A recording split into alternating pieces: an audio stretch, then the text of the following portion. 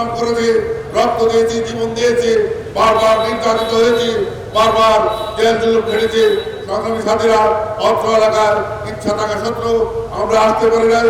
গত 18 সালের নির্বাচনে আমাদের অত্র এলাকায় ঢাকা 12 আসনের দাঁড়ের সূচের কাণ্ডে উপস্থিত ছিলেন, এসেছিলেন জনাব সাইফুল আলম নীরব। কিন্তু এই ফেসি সরকারের পুলিশ পেরো বাহিনী এবং ছাত্রলীগ যুবলীগের পেরো বাহিনীর জন্য ওনারা আমরা অর্গানাইজ করতে পারি নাই। তারপরেও এই দিনের ভোট রাতের হওয়ার পরেও আমাদের সাইফুল আলম নীরব যে নীরব ভোটটা পেয়েছে, সেই ভোটেও যদি ঠিক মতো গণনা হতো, বিপুল ভোটে আমাদের এই ধানের সিটের প্রতি সাইফুল আলম নীরব জয়লাভ করতো। বিপুল বাবা আমার পেয়েছে। আগামী দীর্ঘদিন যাবৎ আমরা ভোট থেকে বঞ্চিত, আমরা ভোট দিতে পারি নাই।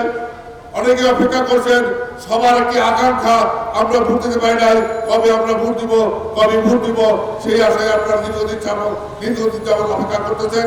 আগামীতে এই আগামী 26 সালের ফেব্রুয়ারি মাসে একটি সুস্থ এবং নিরপেক্ষ নির্বাচন অনুষ্ঠিত হতে যাচ্ছে। সেই নির্বাচনে আমাদের এই ঢাকা 12 আসনে দানের শীষের কাণ্ডারি হয়ে আমাদের সাইফুল আলম নীরব আপনাদের কাছে আবারও হাজির হবেন এই আশাবাদ ব্যক্ত করছি। এবং এই সাইফুল আলম নীরবকে আপনারা যার যার অবস্থান থেকে তাকে জয়যুক্ত করার জন্য প্রতিটা পাড়ায়, প্রতিটি মহল্লায় এবং ব্যক্তিগতভাবে আপনারা, আমরা তো আগে বলতাম ডোর টু ডোর, এখন আমি বলবো মেন টু মেন আপনারা সংযোগ রাখবেন। মেন টু মেন যোগাযোগ রেখে এই অর্গানাইজকে এই ভোটের আন্দোলনকে আপনারা ব্যাপকভাবে প্রভাবিত করবেন।